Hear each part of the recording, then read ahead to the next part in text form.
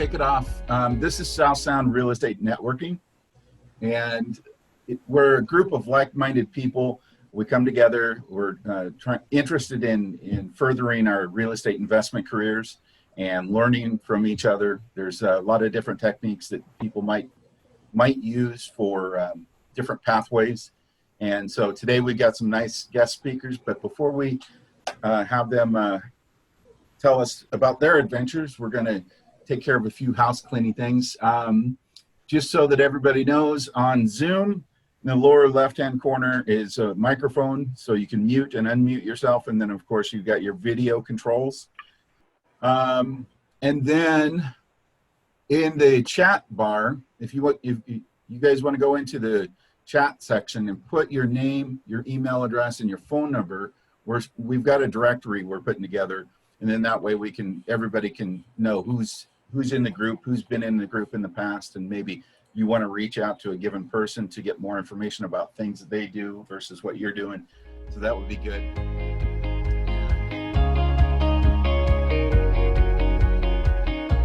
And so I'm going to introduce my team. I've got part of the team here today. One of us is missing.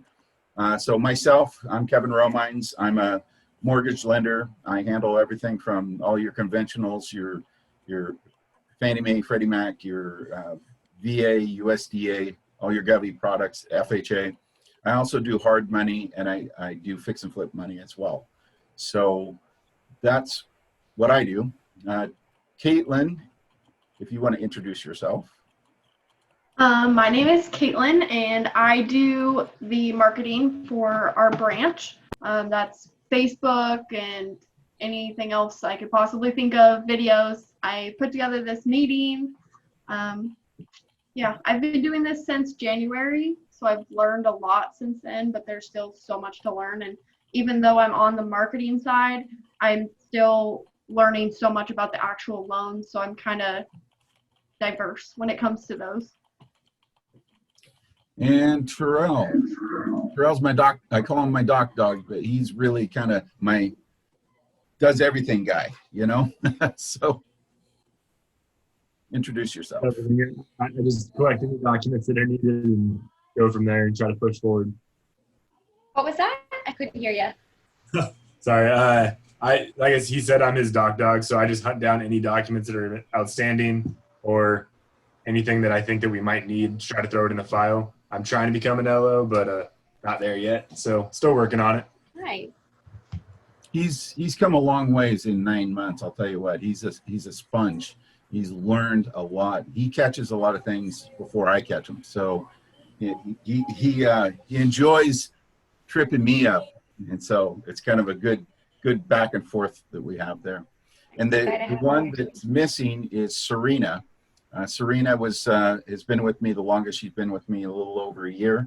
And she's handled everything from loan setup to she was doing docs like Terrell was doing, and she handles a little bit of marketing, not too much in the marketing space because we've got Caitlin at the helm there. So that's my team. So at this point, what I want to do is do kind of a roundtable. Everybody introduce themselves and say what kind of investing they want to do or they're doing and things of interest, and kind of go from there. So let's start. Start with Cameron. Do you want to unmute and introduce yourself? Hey, good evening. My name is Cameron Semper. Live in Chehalis, Washington, kind of near where Kevin's at. I'm a law enforcement officer by day. Actually, just walked in the door just prior to this meeting. Looking to do small single-family residential investing and some small multifamily investing. We've got a rental property, currently looking for more, just kind of getting my feet off the ground as we speak. Nice. Yeah, I'm actually from Washougal, Washington. It's not too far from you. Fantastic. And Jean, do you want to introduce yourself? Hi, my name's Jean Fulb. I'm a certified tax coach. I work with businesses and real estate investors to come up with advanced tax strategies. Nice. So I just thought I could make myself available to be a guest speaker if that's of interest for example, you know, the differences between flipping and real estate investing taxation. I mean, I'm not married to that, but you know, I'm willing to make myself available to help the group in that way. That would be fantastic. And we're always looking for people that have some knowledge to share on their side of the fence in terms of the, and that's a huge one. I've kind of preached that for the longest time, because if you're not familiar with the tax code and you're flipping, that's the one area that you're going to get taxed the most. It's going to be a surprise, isn't it? Yeah. And I'm in Winlock, Cameron. Go Cameron. Winlock. So anyway, I'm going to unmute, and I put my information in the chat. Okay, thank you. I'm going to mute. Julia, do you want to unmute and introduce yourself? Hi. Hey, Julia, how are you doing? I'm doing good. Just walked in the door from cleaning. Ah, there you go. Yeah. So I'm Julia Silva with All City Cleaning Services, pretty much family owned and operated, and we strive to make whatever we clean look brand new again. And we offer our services for cleaning, mostly in Thurston County, Pierce County. If it's a good enough job, or of course, if somebody refers me somewhere, I will go anywhere to have great customer service and make my people happy. Interior and exterior window cleaning and truck mounted steam carpet shampooing. And I'm friends with Rick via mail for a long time, and looking forward to getting into purchasing homes and flipping them as well. And been in business for 13 years and love what we do. Nice to be here. Nice to meet you. Hey. Good to have you, Julia. Hey, Thank you, Kevin. I see Corey's on here on his phone. Corey, can you unmute and introduce yourself?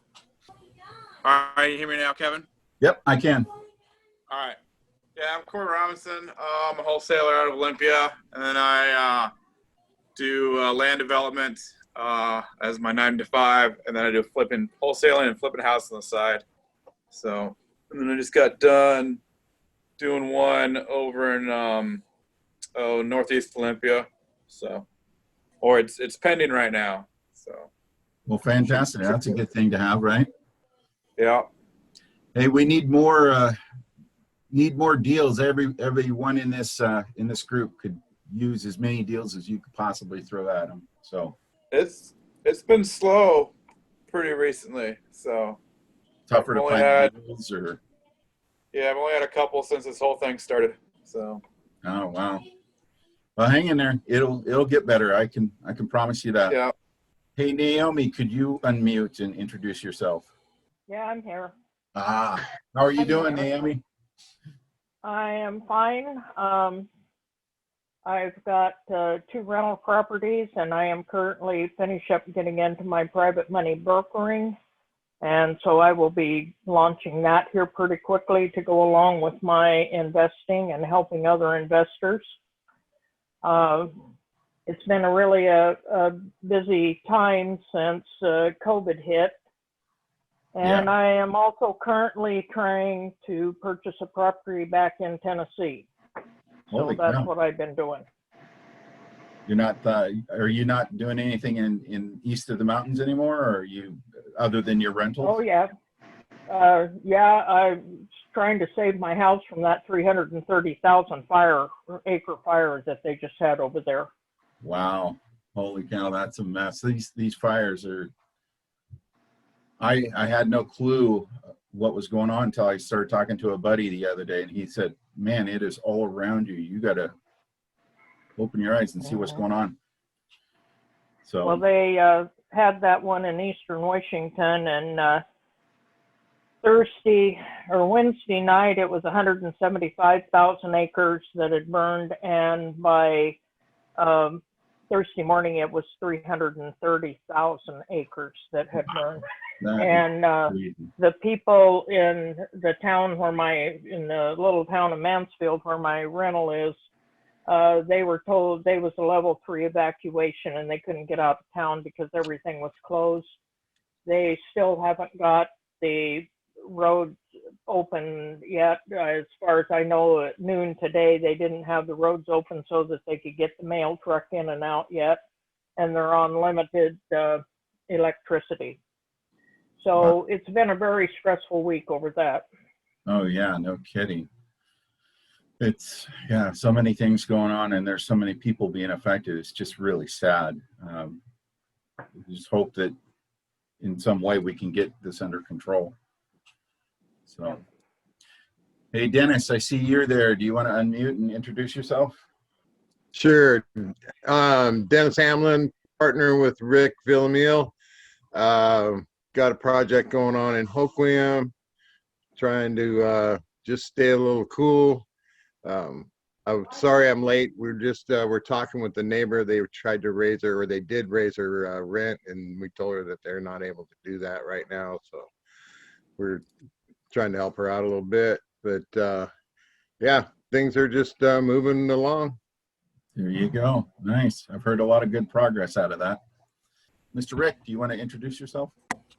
Oh, okay.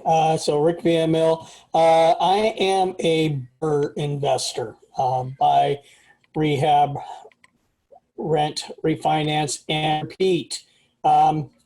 So still fairly new to the game, but I've completed the buy, rehab phase of our first property. We now have it listed for rent. We put it up, we listed it on Sunday. We have at least a dozen people that are going to come over next Sunday for an open house. So I'm sure we'll probably get somebody out of that. And the refi process is in Kevin's queue. We'll put it that way. Yeah. And then the repeat part, well, you know, I got a little anxious and I repeated by bringing Dennis on as a partner, and we picked up another property in Hoquiam, and demo has been completed. We've got inspections we've got permits all taken care of. Framing downstairs for the basement that's going to become a new master bedroom is underway. So it's rocking and rolling. Nice. And I'm looking at, and I went and looked at another property today. So well, I'll tell you that if you do it right, the cash flow that you can get from the individual properties, you can't get raises. If you went to your boss and get a raise, ask for a raise, you typically couldn't get a raise like what a cash flowing property can give you. So. No, I'm a state employee. I got my first raise in 6 years. There we go. All right. Let's see. I think we got one more. We got a new person. Yep. Mr. Rick Jewett, you want to unmute? Well, I'm Rick Jewett. I just come on to see what this is all about here. So I'm a little ignorant. You're not ignorant. You're working on your next primary home. Is that right? We are. And you're selling your existing home, right? Correct. Aha. So you got a few deals in the works. Things are happening for you.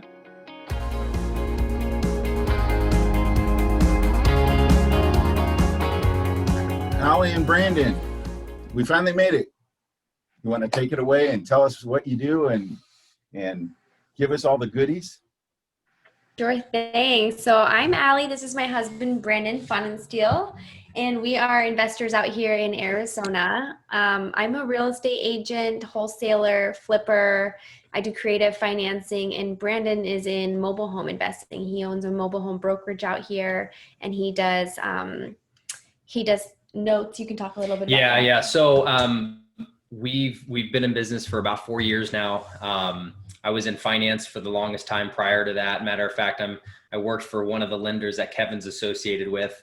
And really the dynamic with Allie and I is pretty, I guess there's synergy there. We have a lot of folks that are either upgrading to a residential home that we're living in one of our manufactured homes. And we are able to kind of cross paths, or you have an individual who's downgrading, they're in a financial position, of financial distress, if you will, and they need a manufactured home, something that's more affordable. Well, Allie buys the property, whether we're taking it down ourselves to flip that, single family residence or wholesale, and then I'm on the mobile homes, helping them get a mobile home. So I have a team of about 5 or 6 people. We have 3 people that carry their license with us, and then 2 full-time staff members. Allie's got her team, and we got, she's got our cold calling crew. She's got a couple of people that are boots on the ground that work for her full-time. And she's going to probably go more into that, because a lot of the issues that I see a lot of people are running into is the lack of lead generating, not knowing how to generate leads. And you hear well, COVID's, really kicking me in the butt. That's because you're not generating leads. And if you're not doing that on a regular basis, you're going to get that side effect. So hope we can dive more into that. But yeah, that's really kind of us in a really quick nutshell. Yeah. And so we thought we'd talk a little bit about kind of what our background is in real estate and how our synergy works together as a partnership and team. And then also for you, providing value to you guys and teaching you how to generate your own deals. If you guys have any questions at all, you guys can put it in the group chat, or unmute and ask us any questions. But, just to get started, when we are looking at this approach for our financial future, we sit down and we say, hey, we want to be financially free, right? We want to be able to go anywhere in the world when we'd like to, if we want to go travel after the travel ban's, done, or if we want to take a vacation or stay home, not work one day, we have the freedom to do that. So Brandon's really in charge of creating our passive income through mobile homes. And then I create our long-term wealth by buying real estate and having an asset that is appreciating. And I'm sure Jean can talk a little bit more about that kind of stuff in tax terms. But so for me in my real estate, I'm a real estate agent as well. And the thing that we do when we generate leads is most people, there's cheap way to generate leads, and there's medium expensive ways to generate leads, and then there's very expensive ways to generate leads. And so I've got a door knocker who used to do ADT sales, and he goes door to door knocking on home sellers' doors and says, hi, my name is Tom. I'm looking to see if you're interested in selling your home. And if they express interest, then we go through the process of, what do you think your home is worth? Here's the conditions, and submitting offers. Then I've got also a team of cold callers. Does anybody here use virtual assistants? I've thought about it, but I haven't. So a lot of people explain don't. What a VA is for everybody? Yeah, so a virtual assistant, you can hire these people off of like Upwork.com, Fiverr.com. These are people who live overseas in places like the Philippines, Costa Rica, India, Bangladesh, anywhere outside of the US, and you can have them do work for you that would cost a lot less than hiring somebody here in the US to do it for you.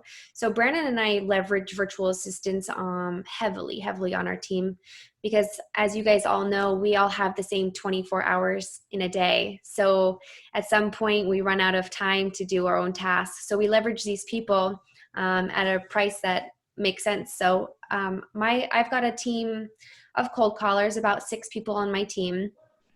And I pulled lists. There's a site called propertyradar.com. So if you guys are looking to pull any list of home sellers, this is a good resource for you. I think it's about $70 a month. And you can pull lists that say, I'm looking for homes in Hopium that have sold in the last, or sold from 3 years ago later. So you know that they have equity in their property, that they are owner occupied, and they have a phone number associated with the account. So once we get this list, usually I'll pull about a list of 10,000 leads, and I'll have another virtual assistant basically go and pull those phone numbers and put them onto a spreadsheet. Now my cold callers will upload that list into an auto dialer. So do you guys know what like a dialer is? I do, but there may be some that aren't. And so if you want to elaborate on that, that'd be great. Yeah, there's a conventional way of picking up the phone and making one phone call at a time, but you may get only like 80 calls a day doing something like that. And a lot of times people don't pick up. And so this dialer uploads all of these phone numbers into the system, and it dials, 3 to 10 phone numbers at a time. And the first person to pick up is the first person that they call. And if another person picks up or answers the call, then the next assistant answers the call. So it enables us to call a lot of people in a day. On average, they call about 800 people a day, which is a lot. Cow. Holy cow is right. And so this is some massive lead generation. And remember, guys, this only cost me $3 an hour to have these people make these calls. One of these calls can make me $40,000. And they're making $3 an hour. So really leveraging other people's strengths, especially when, some of us don't like to be on the phones. We're nervous talking to sellers. These people, this is what they do for their work to feed their families. They're professional callers. You may have to work with them on the script and understanding the business and understanding maybe certain terms. Also, their English skills, making sure that you find virtual assistants that have good English skills. But this is a fantastic way to leverage your business. Anyway, so they make these 800 calls, and then after that, they have these conversations with them. So 4 things that I always have them talk about. Motivation. Why are they selling the property? Price. How much do they think their property is worth or want to sell it for? Timeline. How soon do they want to sell their home? And condition. Is the property needing to be remodeled? Is it already in fantastic condition? How old is the roof? How old is the AC? What are updates they think needs to be done to sell their home? And by these 4 questions, I'm able to determine, is this going to be a investment property? Is this going to be a wholesale? Am I going to list this property as a realtor? Because if they say, this property is a rental, they've taken crap care of it, I want to get rid of it now, I know they're getting an offer from me that's below market value, and I'm going to provide them a service by giving them a quick sale with no inspections as is. Versus somebody who says, I just put $100,000 into my property, I want $750,000 and I'm not budging. I know that I'm going to say, hey, I'm going to list your property and get you the most money possible. So typically, after they have these 4 questions, then my virtual assistant will will set an appointment for me between 3 to 7 p.m. during the weekdays. I'll go on the appointment and then sign up the deal on a contract. So typically you're probably wondering, how many appointments do I get per week? How many closings am I getting from all of these calls? I have probably 2 to 4 appointments a day with sellers. And then I probably, out of those ones, convert 2 to 4 wholesale contracts a month on those ones. Sometimes we'll buy them. We'll do creative financing like seller financing or subject to financing, which I'm not sure if you guys are aware of yet. You guys can ask me about that later.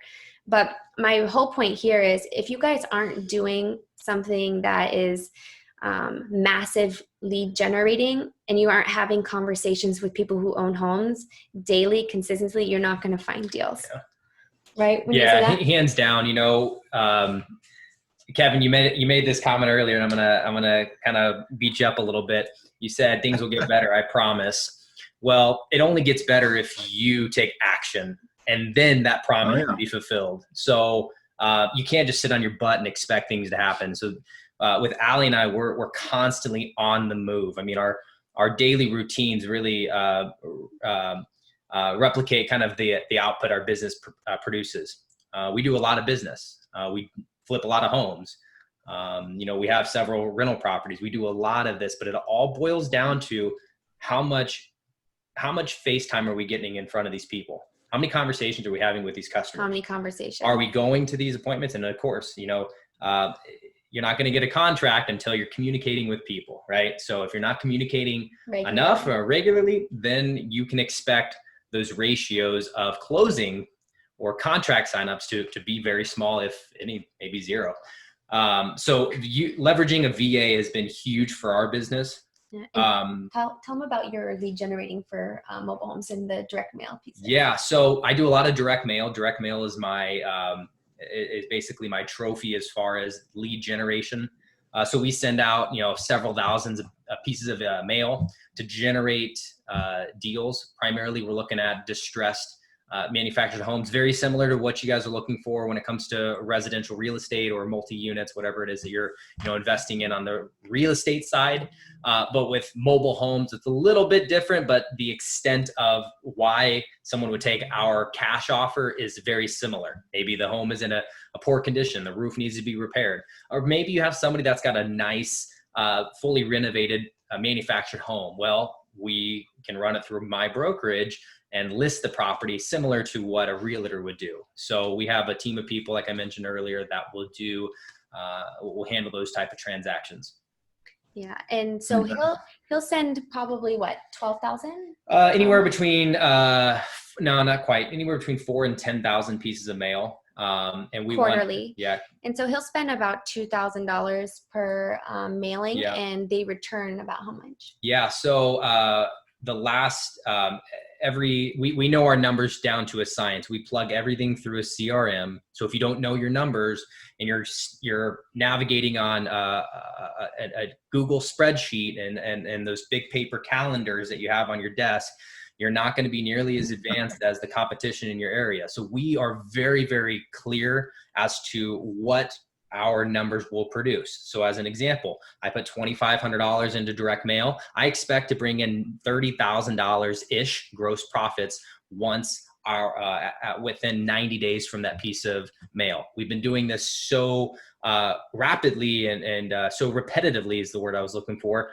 that we know our market. We test. We always are testing, seeing whether or not, does this piece of mail that has a bright orange color on it, is that getting as good of a response as something with a bright yellow color on it? And just testing and understanding your market. And yes, even during this time, we've had to bob and weave and make adjustments with what's going on, but we've pivoted appropriately and our business has actually grown. We were doing on average about 4 flips a month. Now we're doing about 6, and that's just on my side of the business. Allie's business, and again, guys, make sure to ask us questions because we have a wealth of knowledge. We've only been doing this for about 4 years, but we put together systems in place, and we've been able to empower people on our team to feel that our business is their business, and now they feel excited to go out there and do what they're doing, and we reap the rewards as a team collectively. So make sure you ask questions, but I can tell you guys, to not totally get off track, it's super important to understand your numbers, understand your habits, understand how many people are making phone calls weekly, daily, and Allie and I kind of hold each other accountable when she says, Brandon, you need to get another piece of direct mail out. It seems like things have been slowing down. She puts me in shape. So it's super important if you're especially a solopreneur to have that mindset. Like you need to have constant communication with customers. Yeah, absolutely. Love to just open the floor to you guys and ask, do you guys have any questions for us specifically regarding wholesaling, investing in mobile homes, lead generating, etc.? So what kind of response rate do you guys get on the direct mail pieces? Yeah, so again, manufactured homes, probably different than real estate, but I'm getting about a 17% rate of response rate on those. And usually we're closing, every time we go to an appointment, it's a 50-50 shot. We're going to sign that up. Okay, that's pretty amazing. I've done a lot of direct mail in the past. We're getting ready to do another batch of direct mail. Caitlin's going to help me put that together. And the industry average is you've got to direct mail somebody 7 times to get maybe a 3% response rate. I've had in the past sometimes as high as 6 to 10% response rate, which kind of blew my mind, but it was very, very targeted. And because it was so targeted, I think that's how it did so well. So, getting ready I to do think that. the reason why the percentage is so high is because the type of seller that Brandon is targeting in these mobile homes, they're usually in distress situations. Yeah, yeah. Um, We're dealing with a different type of a different caliber of clientele. A lot of folks dealing with Sure. major financial situations. Considering a lot of the homes that I particularly work with are in communities, they may be getting evicted and they own their home outright. Well, they can't do anything about it. They have to sell pronto.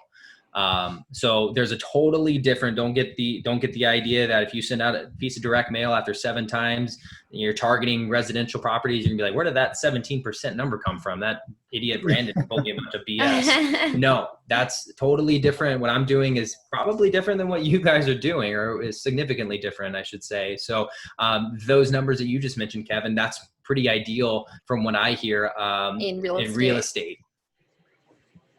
Yeah. So that Yeah. that market's Being probably in the going to be lending getting. side of things, that's really kind of where that comes from. Yeah. I'm sorry, go ahead.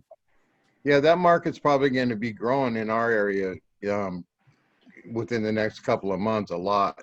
I see it because we live in a park, and I see the more of the sales going up, and some of them are trying to get more, but they can't get it, and then they're having to dump. And so what kind of return are you getting on a single unit when you do a single unit flip? Well, it depends. So I have 3 strategies that I go by. I have about 22 manufactured homes that I carry a seller financing note on. And that's where the big money really comes in, but it's an over time, earnings. But when we're flipping, we always aim for a $10,000 gross profit. So we intend on buying a property for about $4,000, put about $6,000 into it, sell it for about $20,000, just to keep numbers even, right? That's always a goal, is to aim for $10,000 gross profit on our flips. Now, when we list mobile homes, again, I can do that with my broker's license. I act as a realtor. We have a flat fee of $4,000. So if we're doing, let's say, 4 listings a month, right? We all know math. We're able to bring in about $16,000. And then if we can pull in 1 flip this month, we bring in another 10. So, those are the numbers that we're seeing. Now, the seller financing is really the big, this is my favorite thing I'll say. It's totally replaced any 9-to-5 income in as short a period of time as any other business venture I've ever pursued. And my first year of mobile home investing about 4 years ago, I was able to generate $10,000 in cash flow monthly from mobile homes. And a lot of that took hard work and effort and doesn't come overnight. But I'll tell you, the rate of return on these properties are significant because there's a demand for affordable housing no matter what period of time, right? And we've heard it before. I'm not going to harp on that, but also, people want to compete with rental rates in their area because rents are always going up. Well, if you can offer a home that they're going to own opposed to rent, and that monthly payment is matching what your rents are at in that area, you're going to have a 1-up on getting that clientele. So we generate several buyers. Per home, what would you say? How much cash flow do you get per home? Yeah, so per home, I make anywhere between $400 and $500 in cash flow monthly. And they don't own the land, right?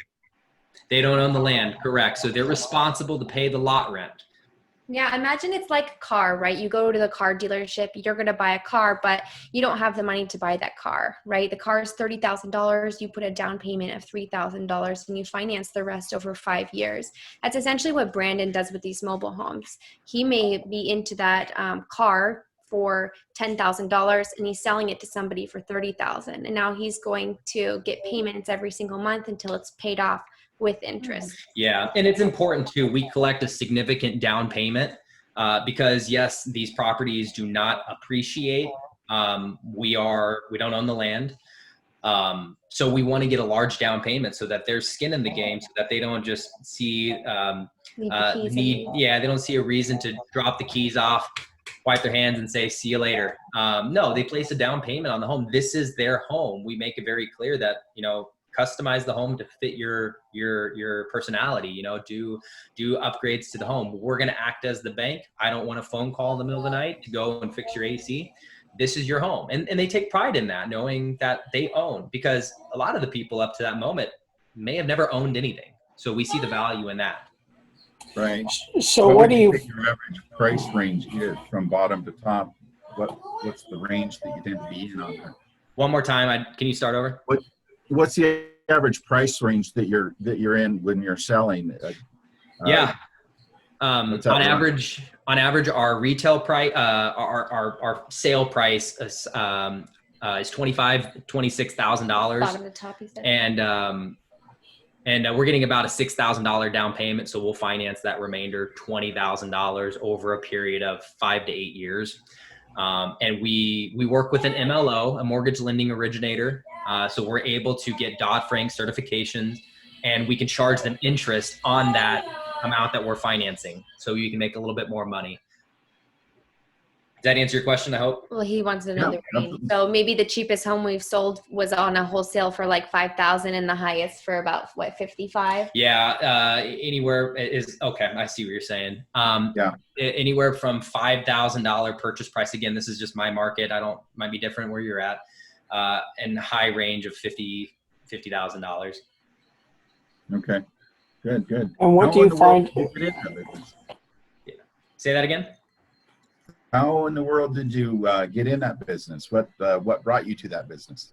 Yeah, long story. I'll try to make it short. I used to work for a company. My main client was Rich Dad, Poor Dad Education. So we all know Rich Dad, Poor Dad. If you don't, read the book. And I met what turned out to be a partner over there. She invested in mobile homes. I had access to investors. I said, let me connect my investors with your properties. We'll give our investors a rate of return that is significantly better than the stock market. Generated, I hope it's okay to say numbers, but this was a big deal at the time. Generated about $2.5 million in raised capital from just private investors. And it was a big eye opener for me, knowing that, oh, wow, we can, A, find investors that want to put money into affordable homes, and B, we're able to find residents for these homes just as fast. And then I decided to open up my brokerage in Phoenix about 3.5 years ago and put my team together. And now we're primarily focused in the Maricopa County area. Nice. So what kind of time does it take for you to do the rehab, and what is the extent of the rehabs that you're doing? Yeah, so I've done as little as clean the carpet, and I've done as much as gut the property, completely, updating the home, and the time frame on those are about 4 weeks. Having a solid team is always important, anything you do, but also keep in mind these homes on average for a single wide is about 900 square feet.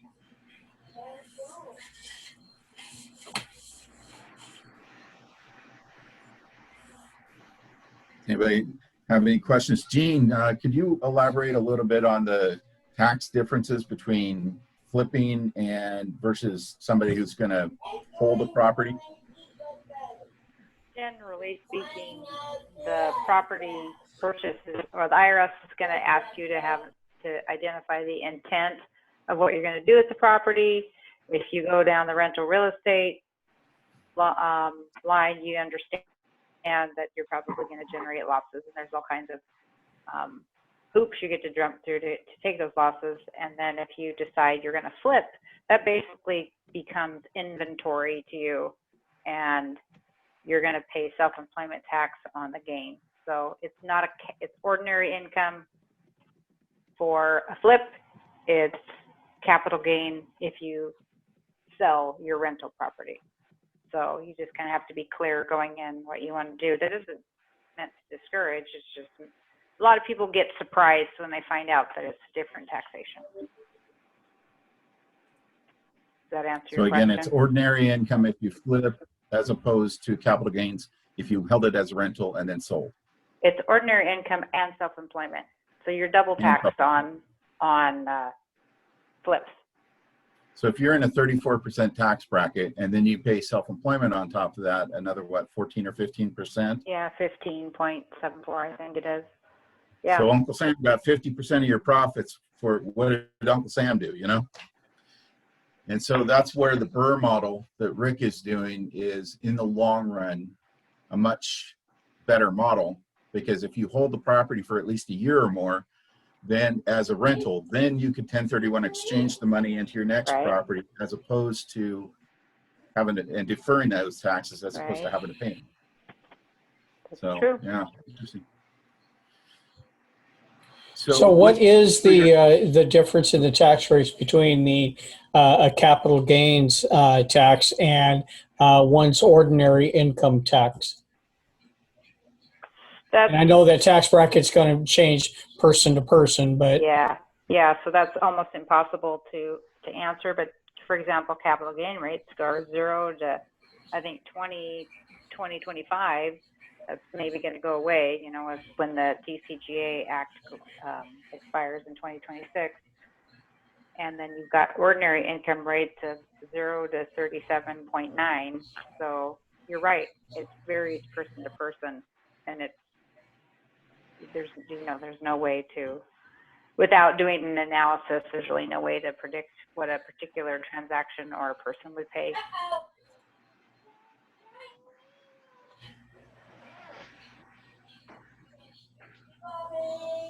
All right. Is everybody on the meeting familiar with Bigger Pockets? yes. Okay, Rick, you are. If you're not, Allie, I see you're talking, but I can't. Allie was trying to talk. go ahead. Oh, I was gonna ask Jean. Jean, do you know the difference between how you're taxed on a wholesale transaction versus a flip? Is the wholesale fee counted as ordinary income? Yes. Isn't a wholesale transaction a flip? Maybe I don't understand the terminology. Oh, okay. Yeah. Wholesaling is when you put a property under contract and you sell the contract to a flipper who's going to flip the property. Okay. So it'd be, I So- guess, essentially like a commission or a Right. And Right. So you never really own the property? correct. Yeah. So I don't know off the top of my head. I've not dealt with that level of finesse that you guys are at. Okay. My experience says that it's deemed basically the same as a flip. It is the income's looked at a little bit differently though, just because of the fact that you don't own the home. But basically you're taxed at ordinary income rates. If the IRS could also hit you for self-employment tax on that. Kind of depends But on the I don't know entity that you're flowing that through as well. So that's going to dictate, you know, how you're taxed. Gotcha.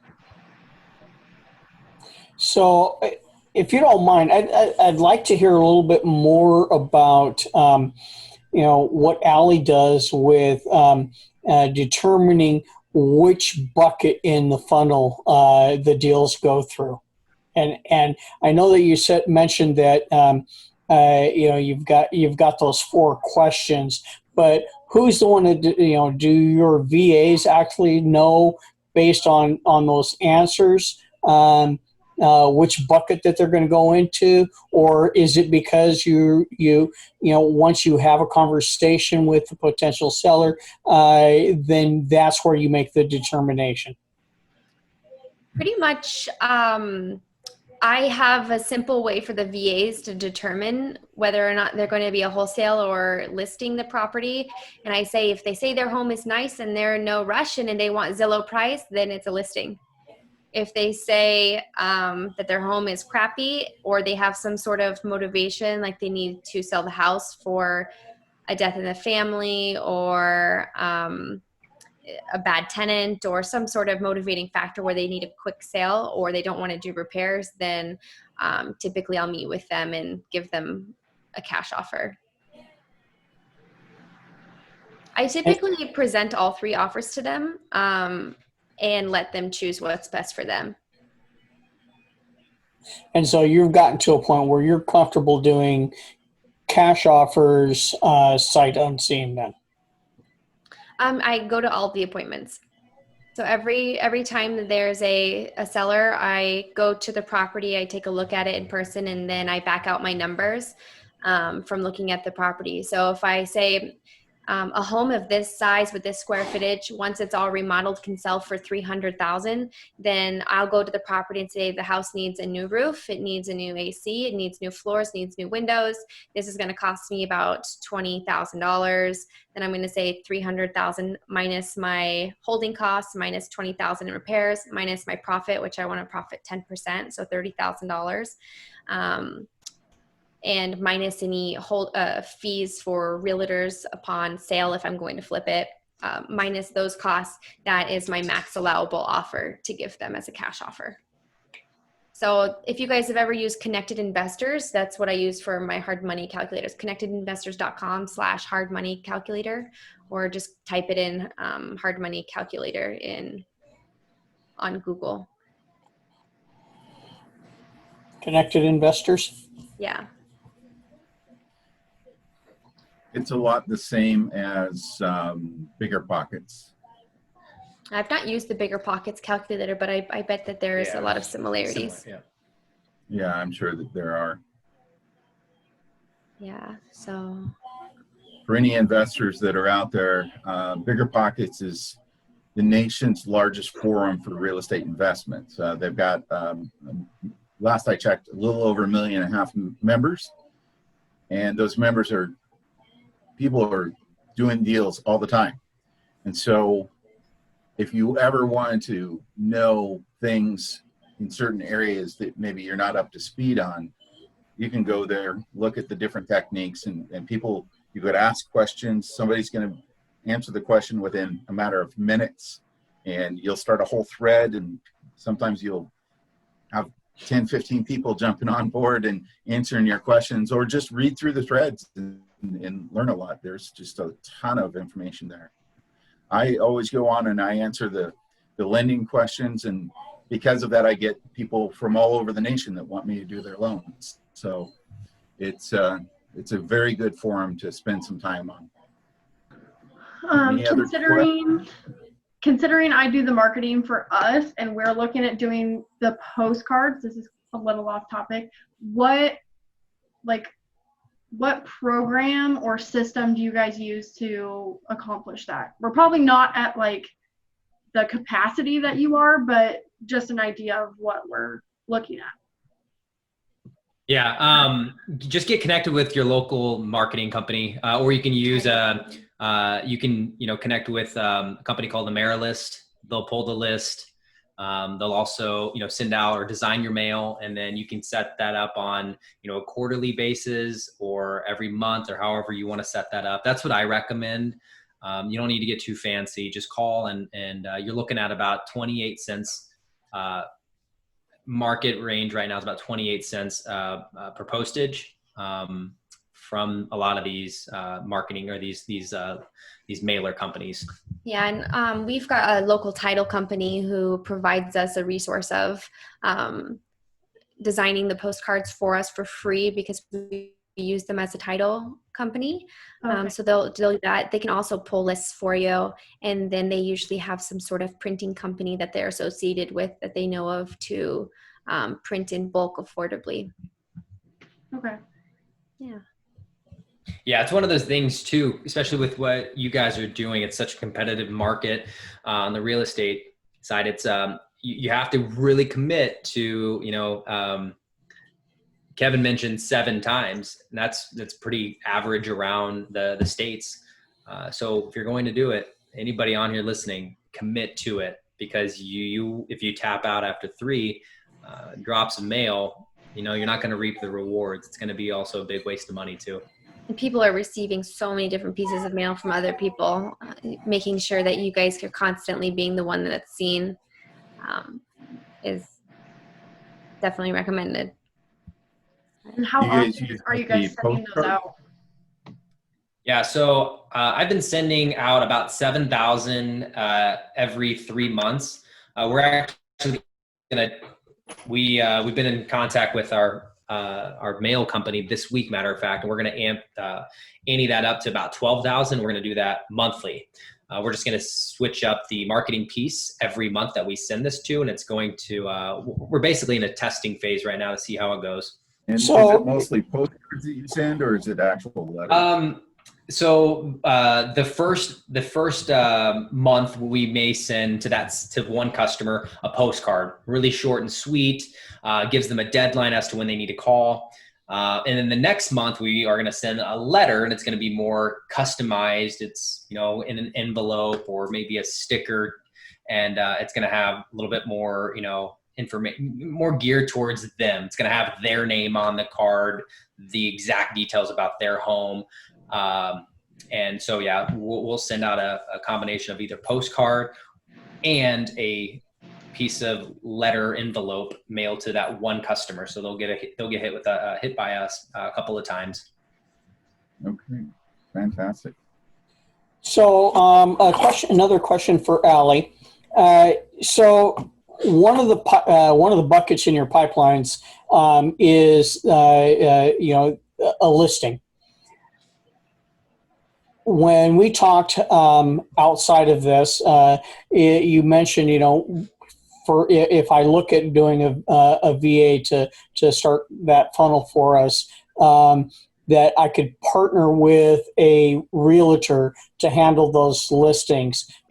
For you, that's not too much of an issue because you're a licensed realtor. But one of the realtors that I approached on this mentioned something about they can only pay referral fees to other agents.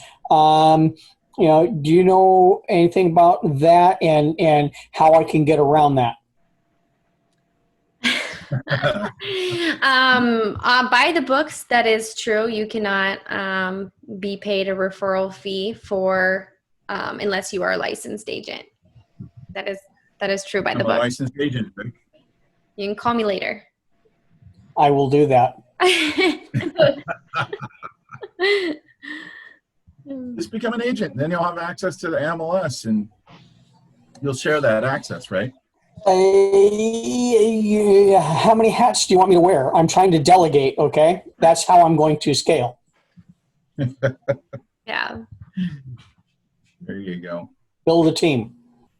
Wayne might be able to share some knowledge there with regards to the MLS and things of that nature. How are things going, Lane? Yeah, Lane's trying to get back on the Zoom meeting. Okay. How's flipping business down in Clark County going for you guys? So far, going pretty good. We're about ready to list, which would be my second one, Lane's first one. Yep. We're looking for another one. I'm trying to look in the Portland area. We want to break into that market. We've been in just Vancouver for 6-7 months now. So I Hey, think you guys more did an opportunity. amazing job on that place. It was pretty much gutted when you got it, and in no time, you guys had it whipped into shape. Yeah, we're looking at 6-7 weeks that we're into it, and it was pretty much down to just studs because they had a fire in it before. And so it's all sheetrocked. It's down to just done. I mean, we got a little bit of touch-up work, the final putting it together and getting it on the market. Might even have it sold without even having to put it on the market. You guys going to hit the numbers you're hoping to hit? We're going to be really close. I think we got a little bit more into it than what we thought we were going to, but talking with a few other realtors, we're going to be right up there about the sales price that we wanted it to be at. Perfect. That's always a good problem to have. Right. The best kind. So is most everybody in here flipping? I know Cameron's looking to buy and hold. What's the path that everybody is kind of most interested in? Can you hear me, Kevin? Yeah, I can hear you. So me, I like the flipping houses. I like getting in there, getting the contractors in there, setting that up, getting them in and getting them going, getting them flipped. And I want to take the profits off of those and put them into to buy and hold. I think it'd be great to have 100 units, 100 plus units within a couple of years. Gonna have to get into multifamily for that. Love to break into multifamily. Yeah. Maybe even just start out with some fourplexes, work my way up, and commercial, 5+ units, 20 units. Fannie Mae and Freddie Mac have really good programs for multifamily. The only drawback is the minimum loan size is $850,000. So sometimes you can get 5, 6, 7 units around here for, you know, maybe not that much, but they dominate. They own that market because that's a market that they want to own, and they'll go up to 80% financing on it at rates that are very competitive. I don't know what they're at right now. I haven't looked at them in a while, but last time I checked, they were in the 4s. They might even be in the 3s now. So very, very competitive financing for anything that's 5 units and above, which is considered commercial, which is multifamily. So if you guys do run across things of that nature, let me know. We'll put some financing together for you guys to take a look at and take down a bigger piece of property at that point. So what are you thinking is going to happen here in the near future when the moratorium is up? And do you think a lot of these apartments are going to start going into foreclosure, and people are going to start losing them, and there's going to be a good sale going on? Or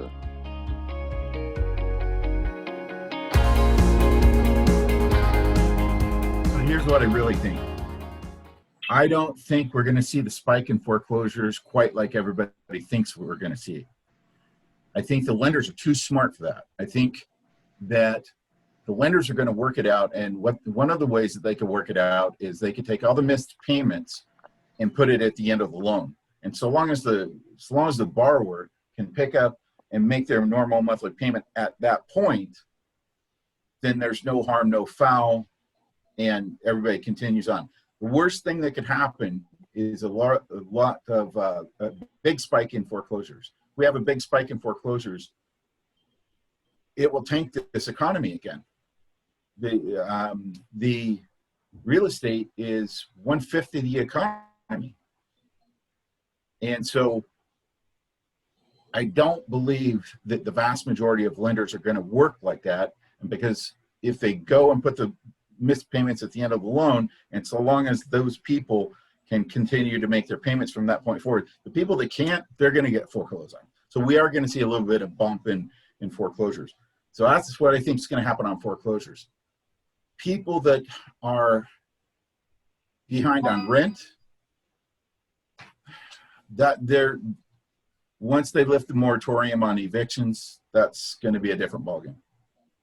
yeah, there's going to be a lot more people getting evicted. Is that going to work on them being able to put at the end of the month for all commercial real estate?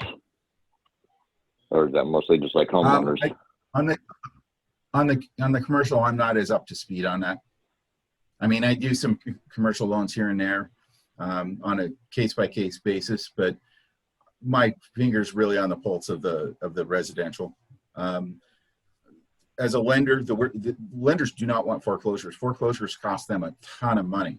Even if there's some equity left in the property, they're still spending a bunch of money to get it foreclosed and to get it back on the books. And then once it's on the books, all that money they didn't get in payments, they've lost, and all the money that they're going to have carrying that debt going forward until they can get it resold. It's just a big nightmare for a lender.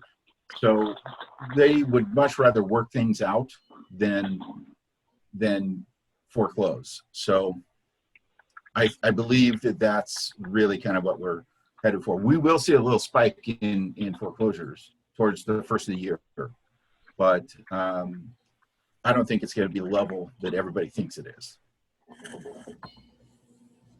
So just a quick market update. The biggest thing that I want to kind of point out to everybody is hard money. The turn times on hard money is pretty standard. You can still close that in anywhere from 2 to 10 days.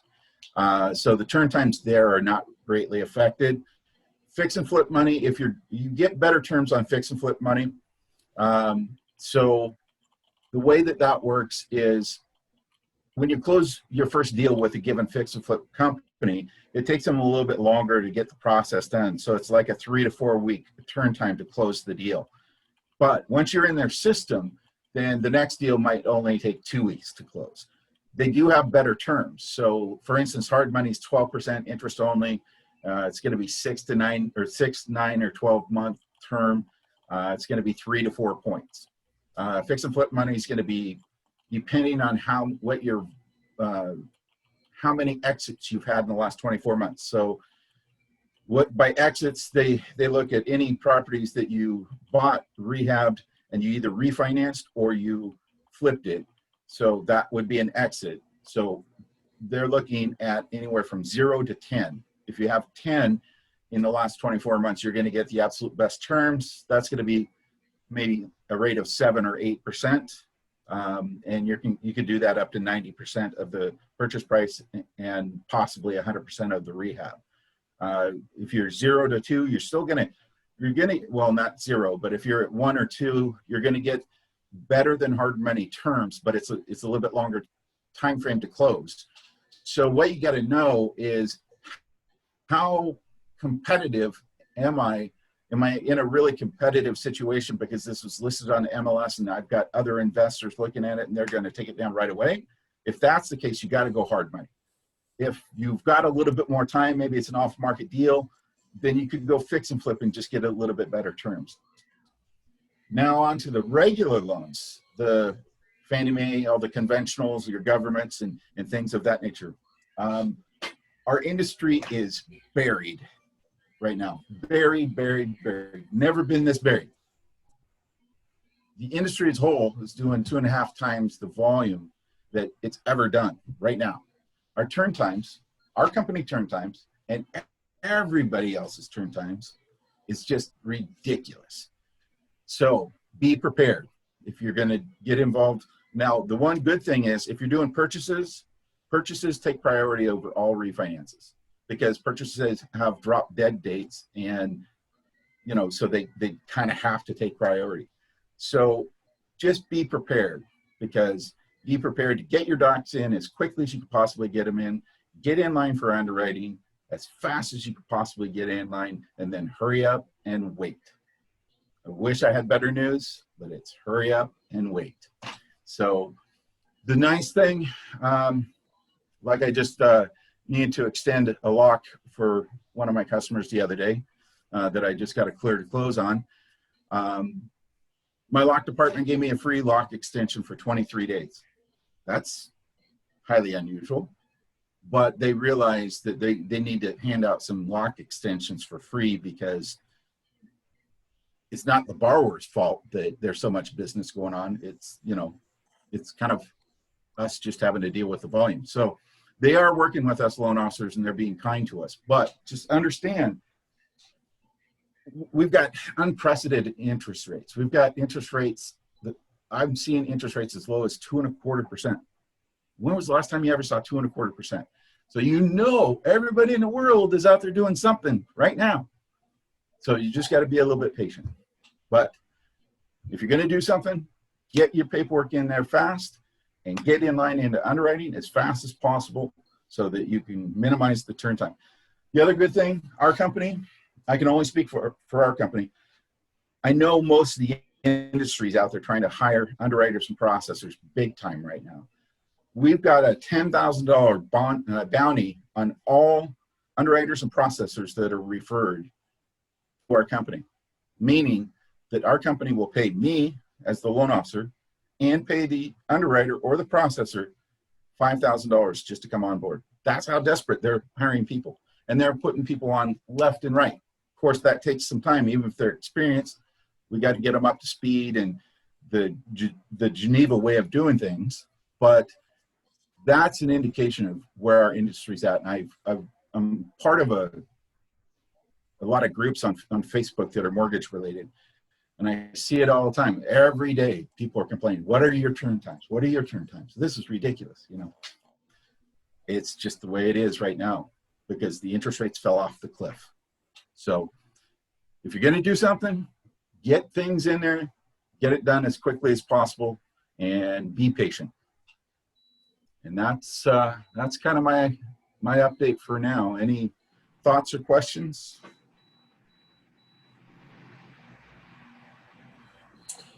So Right. as they are onboarding new folks, do you have any idea about at what point in time that turn time will start to reduce? I'm expecting our turn times to start coming down in the next week to 2 weeks at most. We're doing some internal things.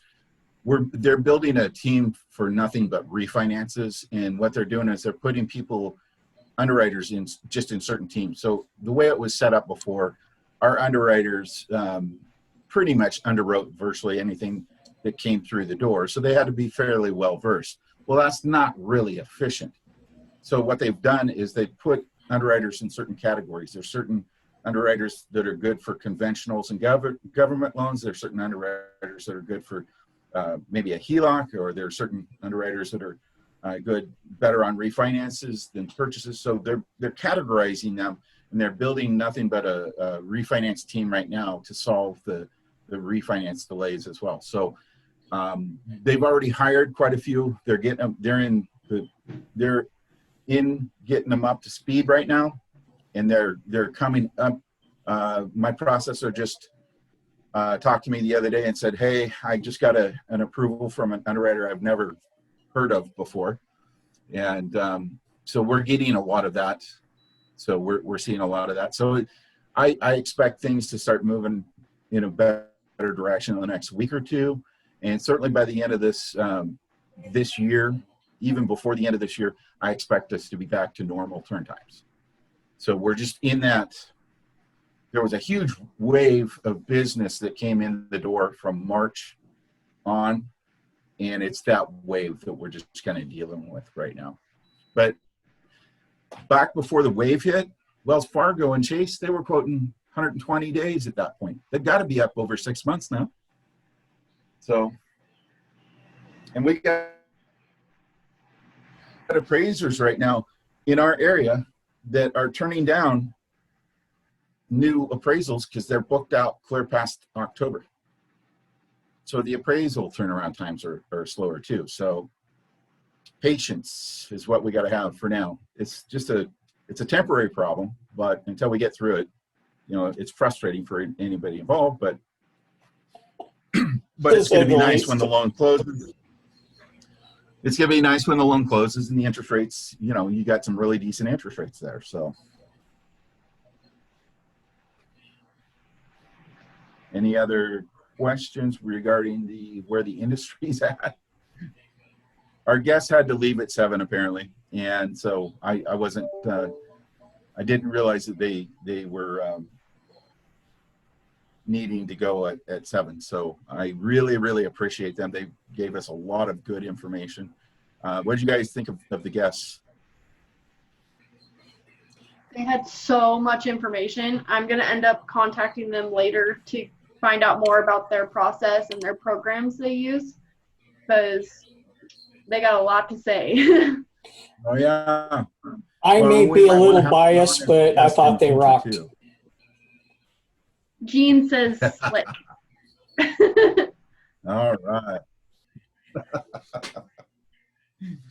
All right, guys.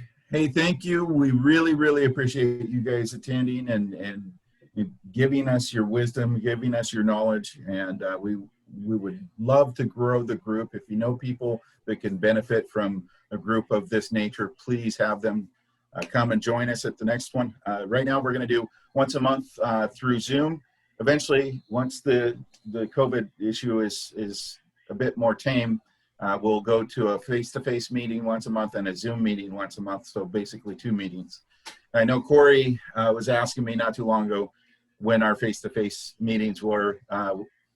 I know that Lewis County and Thurston County are in phase 3, but you can't have any more than 10 people at a face-to-face meeting. So that's still a bit too restrictive for what we're wanting to do. Like restaurants, they vary, and a lot of places for capacity are a little bit more, But our venue, I already called them and they will not allow more than 10 people, and our team is already 5. So that doesn't really work. Tentatively, we're shooting for February, but they said they may push out as far as March. All right, guys. Thank you. Appreciate it. And we'll see you next time. Bye-bye. Thanks, Kevin.